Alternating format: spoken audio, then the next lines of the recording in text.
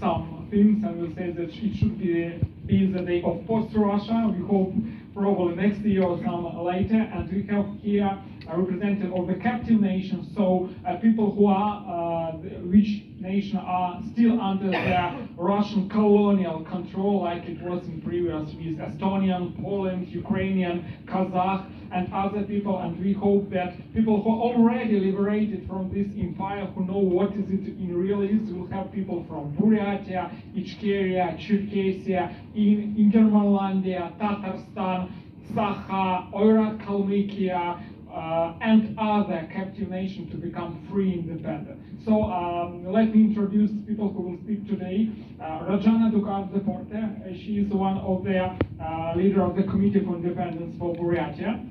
Aset Sabb, she is Deputy Minister of Foreign Affairs of the Chechen Republic of Ichkeria government, still in exile, but it will be changed soon.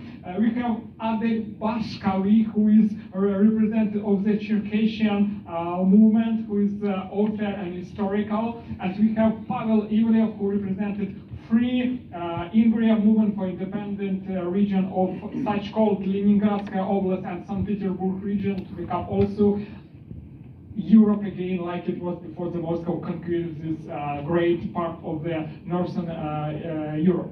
Our panel name is the Voices of Captive Nations.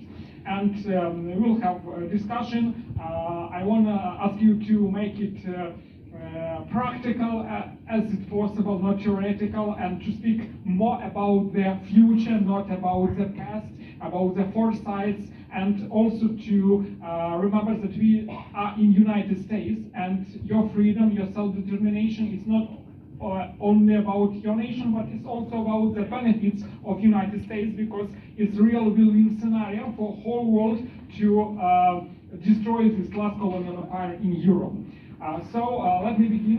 The first question is how your nation, that self-determination of your future independent states could probably be win-win also for liberated your peoples, and also for the collective global security for United States. Probably it could be the same like it was with USSR after the collapse of all of which we have 30 years better world, but nevertheless now a lot of people in the United States are thinking that Russia could be the partner. We should speak with Russia, we should make congratulations for them for the Russia Day and so on.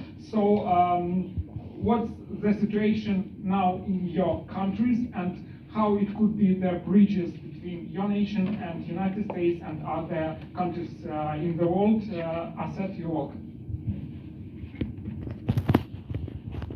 Hello everyone, thank you very much, Oleg.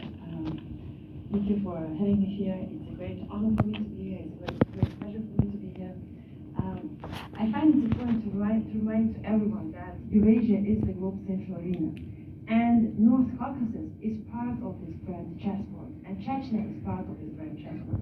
For long, the West has treated Chechnya and the wider North Caucasus as Russia's backyard. And this perspective, unfortunately, did not change even after the collapse of the Soviet Union. And the truth is that North Caucasus holds immense potential to become a valuable and strategic partner for the United States.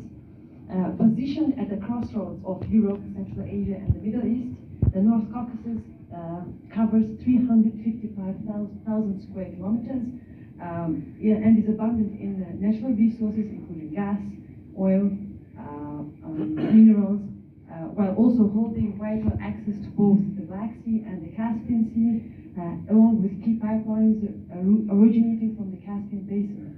So the region could serve as a gateway for American businesses to enter promising markets, rich in natural resources and human capital. So from energy development to infrastructure, technology, and education, the opportunities for mutually beneficial engagement are vast. And when I say the territory of 355,000 square kilometers, it's a huge territory. It's a territory equal to Germany's size. It's a territory bigger than the United Kingdom. It's a territory bigger than Finland, than Vietnam. So there is a potential there, and we see that potential as a force that represents the Chechen government and the force that represents the pro-democracy aspirations of the North Caucasus. We see that potential, and we're looking also that the United States and its allies will see that potential in North Caucasus. Also, I find it's important to say that at the time when China is rapidly expanding its influence to Central Asia, and the United States cannot afford to ignore the other side of the equation, the North Caucasus offers a strategic alternative, a foothold at the intersection of major geopolitical fault lines, and to effectively counter the growing influence of the China, North Korea, Iran axis, the United States must reinforce its presence in North Caucasus, supporting democratic forces and fostering partnerships in the region is not only a strategic necessity, it's a long-term investment in regional stability, security, and defense of shared democratic values. Russia, we're talking about Russia. Russia, like China, is an authoritarian state that seeks greater power, expanded global influence, and absolute control. Its ambition is not partnership, but domination. This is precisely why Russia has launched wars in Chechnya, Georgia, Syria, in Ukraine, in a deliberate effort to reclaim imperial control and undermine international security. This is why some Russian officials, even today, claim that theoretically the so-called USSR jurisdiction remains in effect. And this shows exactly that such statements show exactly that reflect a broad imperial mindset that directly contradicts US values and strategic interests. Russia's authoritarian ambitions and expansionist policies are fundamentally at odds with democratic governance and regional stability, and that is why Russia is not and cannot be an ally for the United States and to the United States.